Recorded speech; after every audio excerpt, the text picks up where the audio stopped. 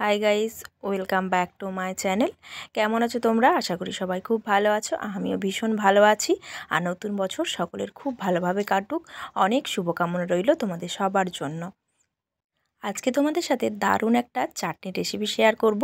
রেসিপিটা দেখো, আশা করছি তোমাদেরও ভীষণ ভালো লাগবে। আর বছরের প্রথম দিনে সবাইকে এই চাটনি রেসিপিটা রান্না করে পরিবেশন করবে। বাচ্চা থেকে বড় সবাই কিন্তু চেটেপুটে খাবে। যে কোনো অনুষ্ঠান বাড়িতেও কিন্তু তোমরা এই চাটনি রেসিপিটা করে নিতে পারো খুব সহজেই। এতে কিন্তু বেশি কিছু ঝামেলাও লাগে না, আর বেশি কিছু উপকরণও লাগে না। কয়েকটা জিনিস দিয়ে এই চাটনিটা কিন্তু সুন্দরভাবে বানানো হয়ে যাবে।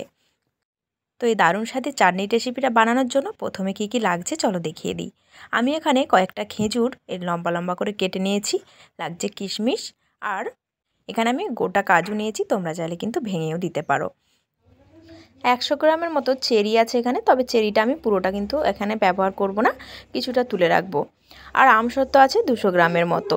অবশ্যই কিন্তু তোমরা পরিমাণ মতো উপকরণগুলো নিয়ে নেবে, কতটা তোমরা চাটনি বানাতে চাইছো। তবে আমি যেই পরিমাণটা নিয়েছি সেই পরিমাণে কিন্তু 20 জন মতো চাটনিটা খেতে পারবে। আমি সেই পরিমাণে চাটনিটা বানাচ্ছি। আমসত্ত্বটা আমি একটু টুকরো টুকরো করে কেটে নিচ্ছি। তবে ড্রাই ফ্রুটস তোমরা কিন্তু তোমাদের পছন্দ মতো এখানে ইউজ করতে পারো। আখরোটও দিতে পারো বা আমন্ড বাদাম দিতে পারো। আমন্ড বাদামটা একটু ছোট ছোট করে কেটে নিয়ে দিতে পারো। এছাড়াও কিন্তু অনেক রকমের ড্রাই ফ্রুটস পাওয়া যায়, যেগুলো তোমরা এই চাটনিতে ইউজ করতে পারো। তো আমার কাছে যেগুলো ছিল সেগুলো দিয়ে আমি বানানোর চেষ্টা করলাম। অল্প একটু আমসত্ত্ব আমি একদম ছোট ছোট করে কেটে রাখলাম, এটা আমি লাস্টে ইউজ করব। আর চেরিগুলো দেখো, এরকম করে আমি 4 পিস করে কেটে নিচ্ছি। আর ছোট ছোট যে চেরিগুলো আছে সেগুলো কয়েকটা আমি গোটা রাখছি, শুধুমাত্র ডেকোরেশনের জন্য রাখছি। তবে চেরিটা ব্যবহার করার আগে কিন্তু তোমরা একটু অবশ্যই ধুয়ে নেবে। এখানে আরও একটা জিনিস লাগছে, সেটা হলো লেবুর রস। যদি না থাকে তোমরা এরকম পাতিলেবুর রসও ব্যবহার করতে পারো। সেক্ষেত্রে চাটনিটাতে একটু টক ভাব এসে যায়, তবে লেবুর গন্ধটা কিন্তু বেশ ভালো লাগে। তো আমি এখানে, আমার কাছে যেহেতু কমলালেবু ছিল তাই কমলালেবু দিচ্ছি। তোমাদের কাছে যদি কমলালেবু থাকে তাহলে দেওয়ার চেষ্টা করবে। তো জুসটাকে আমি একটু বের করে নিলাম। তোমরা কিন্তু হাতের সাহায্যে জুসটা বের করে নিতে পারো। তো আমার কাছে এরকম একটা মেশিন ছিল, যেটা দিয়ে আমি জুসটা বের করে নিলাম। এটা কিন্তু চাটনির একদম শেষে ইউজ হবে। তো এদিকে গ্যাসের চুলায় আমি কড়াই বসিয়ে দিয়েছি, যেখানে আমি চাটনিটা বানাবো। গ্যাসের চুলা অন করে এখানে আমি এই কাপ মেপে 4 কাপ মতো জল এখানে অ্যাড করে দিলাম। চাটনির উপকরণ অনুযায়ী তোমরা কিন্তু জলটা কম বেশি করে নিতে পারো। এরপর দেখো, এখানে যেই কেটে রেখেছিলাম আমসত্ত্বগুলো সেগুলো দিয়ে দিচ্ছি আমি এখানে। আমসত্ত্বটা একটু সেদ্ধ করে নিতে হবে। এখানে পরিমাণ মতো আমি লবণ দিয়ে দিচ্ছি। তবে লবণটা কিন্তু অবশ্যই, যেহেতু সব উপকরণই একটু মিষ্টি মিষ্টি, তাই লবণ কিন্তু খুব একটা বেশি লাগে না। তো এবার গ্যাসের ফ্লেমটাকে আমি মিডিয়ামে রেখে 10 মিনিটের মতো ঢাকা চাপা দিয়ে রেখে দিলাম। তাতে কি হবে, আমসত্ত্বটা একটু সেদ্ধ হয়ে যাবে। হাফ সেদ্ধ হয়ে গেছে আমসত্ত্বটা।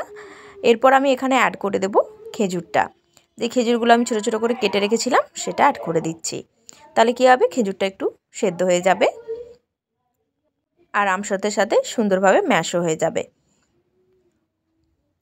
এবার আমি এখানে চিনিটা অ্যাড করে দিচ্ছি। অবশ্যই মিষ্টিটা তোমাদের পছন্দ মতো নিয়ে নিতে পারো। আমি এখানে 1 কাপ ও আরেকটু চিনি অ্যাড করে দিলাম। যেই কাপ মেপে আমি জল নিয়েছিলাম সেই কাপ মেপেই কিন্তু দিলাম।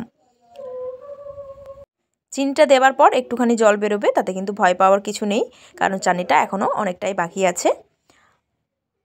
আঁচটাকে কমিয়ে রেখে আরও 15 মিনিটের মতো আমি ঢাকা দিয়ে দিয়েছিলাম। দেখতে পাচ্ছ আমসত্ত্ব আর খেজুরটা কিন্তু একদম গলা গলা হয়ে গেছে। আর খুন্তির সাহায্যে আমি একটু চেপে চেপে ম্যাশ করে নিচ্ছি, তাতে চাটনিটা একদম স্মুথ হবে।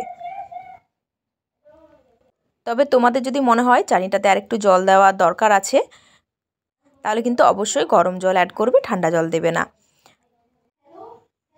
আমার কিন্তু জলের মাপটা একদম ঠিকঠাক ছিল প্রথমেই, তাই চাটনিটা একদম ঠিকঠাকভাবে হয়েছে। একটা এলাচ আমি ফাটিয়ে দিলাম না, জাস্ট একটু মুখটা খুলে দিয়ে দিলাম, যাতে এটা হালকা একটা ফ্লেভার আসে। এবার এখানে ড্রাই ফ্রুটসগুলো অ্যাড করে দেবো। প্রথমে আমি কিশমিশটা দিয়ে দিলাম, এরপর দিয়ে দিচ্ছি কাজুটা। কাজুটা কিন্তু তোমরা ভেঙেও দিতে পারো। বাঙালির শেষ পাতে কিন্তু চাটনি ছাড়া একদমই চলে না।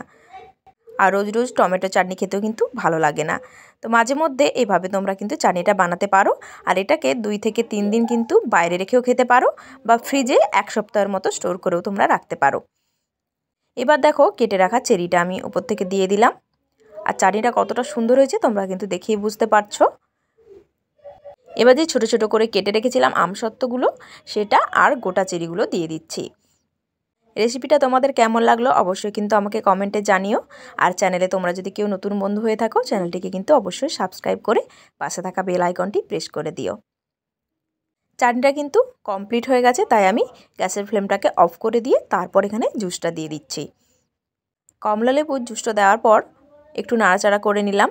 আর কমলা লেবু জুসটা দেওয়ার জন্য দারুণ একটা ফ্লেভার কিন্তু আসছে। চাটনিটা একটু পাতলা রাখতে হবে, কারণ ঠান্ডা হয়ে যাওয়ার পর কিন্তু এটা অনেকটাই ঘন হয়ে যাবে। তো এই থিকনেসটা কিন্তু তোমরা রাখবে। হালকা একটু ঠান্ডা করে নিয়ে আমি একটা পাত্রে সার্ভ করছি। চাটনিটা কতটা সুন্দর হয়েছে সেটা কিন্তু বলার আর অপেক্ষা রাখে না, তোমরা দেখেই বুঝতে পারছো। যে কোনো অনুষ্ঠান বাড়িতেই কিন্তু তোমরা এরকম একটা চাটনি বানিয়ে সবাইকে পরিবেশন করতে পারো। আশা করছি সবার খুবই ভালো লাগবে। বিশেষ করে ছোটরা, তারা তো ভীষণ মজা করে খাবে এই চাটনিটা। তো আজকের মতো আসি, দেখা হবে নতুন কোনো ভিডিও নিয়ে। ততক্ষণ সবাই ভালো থাকবে, সুস্থ থাকবে।